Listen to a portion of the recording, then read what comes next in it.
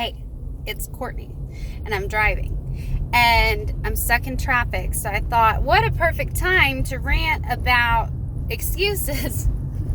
Just kidding, except I'm not. So one thing I've heard a lot lately, and an epidemic with a lot of us, is I don't have time, I don't have time, I don't have time. Okay, who does? Straight up. But the problem when you say you don't have time, you might as well say the dog ate my homework and I'm sorry. Like, that's what you're saying. It's the adult version of the dog ate my homework. And it's doesn't help your cause, but it actually hurts your cause. And that's what I really need to hammer home. And I'm preaching to the choir here. Me, hello, right here. Do you know what an affirmation is? Okay, you probably do in this day and age if you live in America. An affirmation is when you repeat something and repeat something and repeat something and you put emotion behind it. Well, when you say you don't have time, are you repeating something and are you putting emotion behind it? Yup. So what are you affirming? You're affirming that you don't have time. Guess what that means for your future? You are conjuring up, you're basically calling out to the universe, hey, can you make sure I don't have time next week? Like, can you make sure I don't have time tomorrow? Why? Because you keep affirming, I don't have time, I don't have time, I don't have time. You could just as easily affirm, like, I have time for everything I need to do. I have time for whatever. But we don't. We just sit there and I don't have time, I don't have time. And we think that, like, is a valid excuse over other people. But, like, straight up, heads up, like, they ain't got time either. So it's really interesting to me how conditioned we are to just that be our line of excuse. And society and the economy makes a killing on us trying to do things faster, this and that, get faster results, think we, can speed up time, do more in little time. When really what you need to do is look at your plate and what you're trying to do and realize that you can't put more stuff on your plate unless you take it off. Okay, you have to take something off your plate. And that's one thing that I want to first talk about, because people sit there and are like, I'm going to do this and it's going to be amazing. And it absolutely can be. And more power to you. Like, you got my vote. But if you don't take something off your plate, how are you going to put more on? You're going back to the buffet, but you're just piling more shit on that you don't intend to eat. Okay? It doesn't nourish you. It doesn't nourish your dreams or your goals. Yet you keep putting more stuff on your plate. So, one, where is that time going to come from when you take on a new business, or when you take on a new project, or, you exercise, or whatever it is that you need to slip in? Where's that time going to come from? Are you going to spend, 10 minutes less with your partner every evening? Are you going to, leave work early? Are you going to wake up earlier? I personally wake up at 5, and I know that's why I started doing it, because I thought it was ludicrous. And I was like, no, I don't need 2 years ago. In the past few years as I've been doing it, I've come to love that hour from 5 to 6 a.m. when I wake up, that uninterrupted from the world, I can take care of me and do yoga, meditate. That's where I've fallen in love with all those different things that y'all keep seeing stuff about, is in that hour. And I wouldn't have it any other way now. And I even do it on the weekends. I'll wake up and kind of have my quiet me time and then go back to sleep. But it's very important to me. So you just need to develop, I don't know if it's, 20 minutes in the evening or what it is, but where are you going to take time from? Are you going to sleep less? And just figure that out. And I forgot my next point.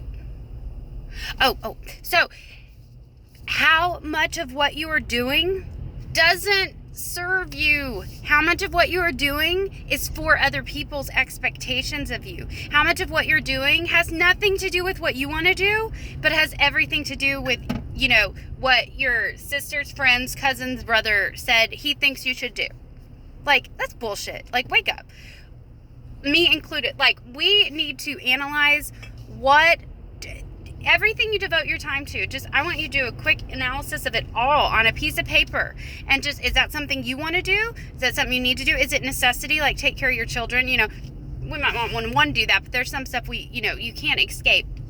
But it's just really important to think about how much of your time you're literally giving to other people and expecting your dreams to happen, yet you're not giving any effort and energy to your dreams. And just a heads up, nobody else is either. So unless you make a priority of it and make time for it, it's not happening. So just wake up with yourself. But the last thing I want to talk to you about is we live in a world. What am I trying to say? Let me stop here. We aren't exactly humans, okay? We are spirits having a human experience, living in human bodies, living in a human world. And what I mean by that is we live in a very dualistic world, a very polar world where there is time and space. Einstein especially is the most famous quote of saying, time does not exist. It does not exist. But in our world, it does exist. So if you're going to manifest stuff and make stuff happen in our world, you need to work with what you got, babe. And so the reason I say that is time and space. So first and foremost, things take space. Okay, you need to make space for them. If you want that new car, awesome. Clean out the damn garage and make room for it.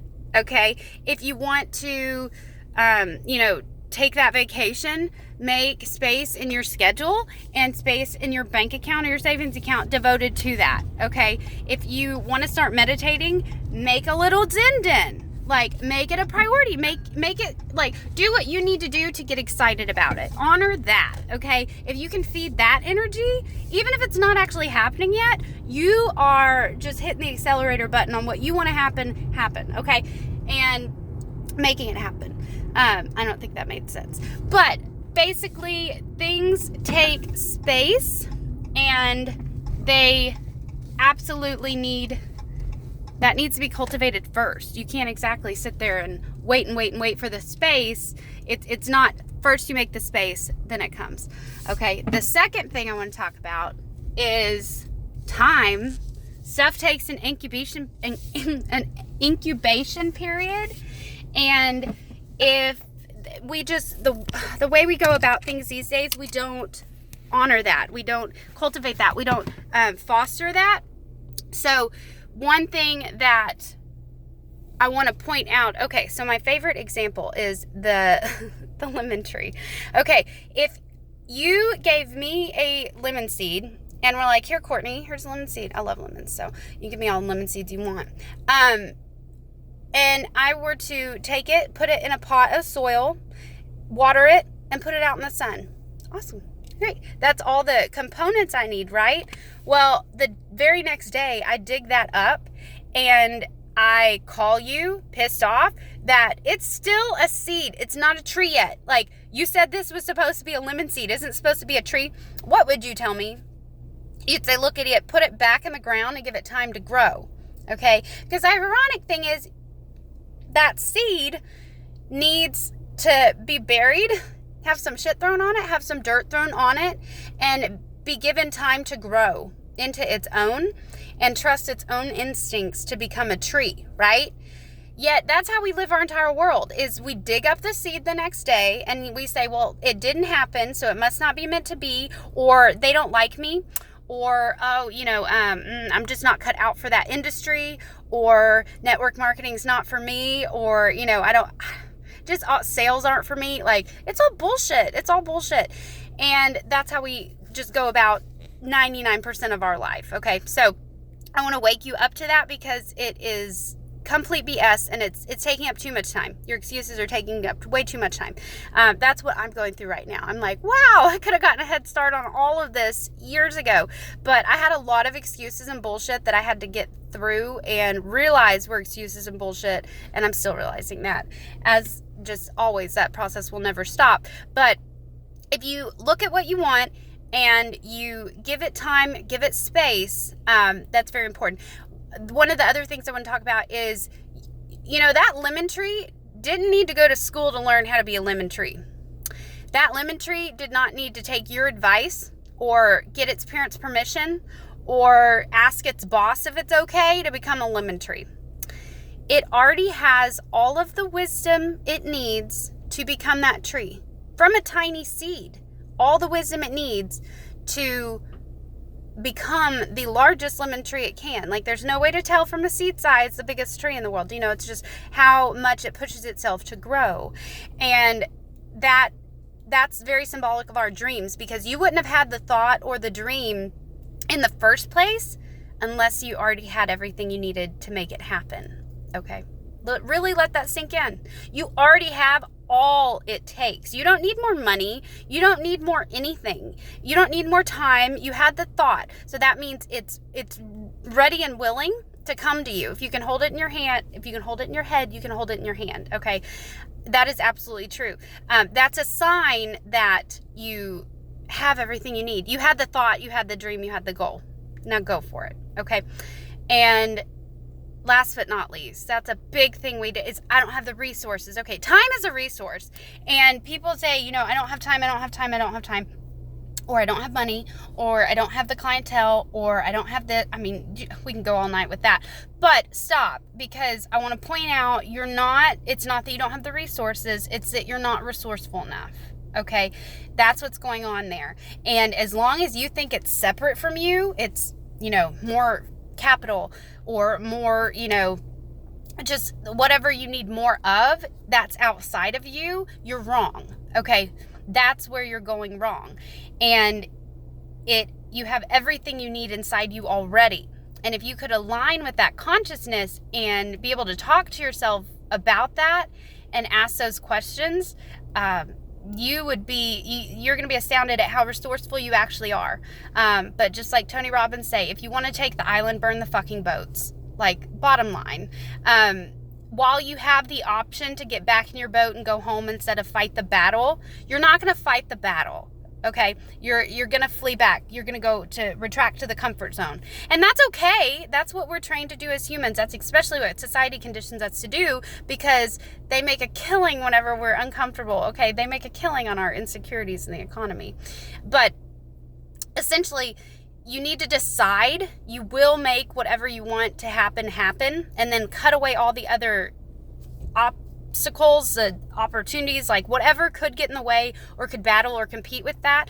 Eliminate them, burn the boats. And that will bring a life force to your goal, because there is no option. It is happening. When, how, I don't know yet. That's none of my business. That's the universe business. Okay. But it will happen when you make that decision. A lot of society just sits there and bounces back and forth and, oh, I don't know. Oh, I don't know. Well, you're right. Okay. So if you want to sit there before you decide and sit there and just, I don't know how with that my eyes. Anyway, so there's power in decision, and just the word decision comes from the Greek word incision, which means to cut. You got to cut away the other options.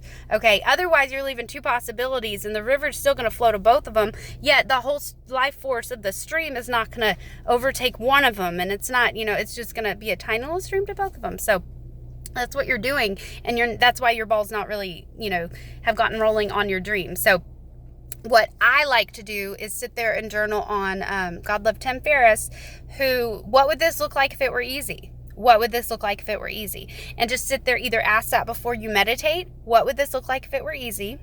And think about your obstacle or think about your dream. Or if you don't know where to start, clue, that's the first step. It's figure out what to do next, or what to do to begin with, or figure out what it even is. But then after you do that, just what would this look like if it were easy? What would this look like if it were easy? And then the other thing that I love is Steve Wiltshire, my coach, love him. The tip list, okay? The tip list is who is talented, interested, and has potential. Now, this is more geared towards, my pure romance training and things like that. But essentially, make a list of people who are, 1, talented, 2, have interest in your industry or your project or you or, whatever, interested in the subject at hand. And then 3, who has potential. Okay. And these can be people you don't even, I had Dallas housewives on this list. I was like, I'm booking a party for them. You're going to, and had this whole little vision about like, I'm going to be on the Bravo TV show and this and that, because I'm their best party in town. But might not have manifested in that, but making this list, so many of those people, it was as if the energy of me wanting them to say yes had already gotten to them at the point that I called and was like, hey, when are we going to have your next girls' night? And they booked right away. Or I do that all the time at the insurance agency. Are you kidding me? Like, it's just who is talented, interested, and has potential. And the magic of putting them on this list, the universe gets to work. It's just as like whenever you're sitting there thinking about a friend and they call. You're putting an energy out there that gets something to work, and then you see the effects of it, and it can be instant, and it can take time, but the more energy you put into that and really concentrate on what would this look like if it were easy, who is interested, the universe will draw those people to you. They'll draw the resources to you and the opportunity. But if you're too blind thinking you don't have the time, you're right, and you're closing down the door to all that wisdom, and you're alone in this. Like, the universe won't help you. They're like, okay, you don't have time, you got it, buddy. You don't have time. And they'll just keep putting more shit on your plate. But stuff you didn't ask for because you're affirming, I don't have time. So that is my soapbox for the evening, and it's super dark. So I hope you can see me at all. But anyway, please stop saying I don't have time. And I made this video for me because I'm the worst of it all. Excuse me, I'm sick. And so just leave your thoughts, message me what you think, but we got to stop saying I don't have time, because we have time. We just need to reevaluate what we're doing with it. So love you guys. Bye.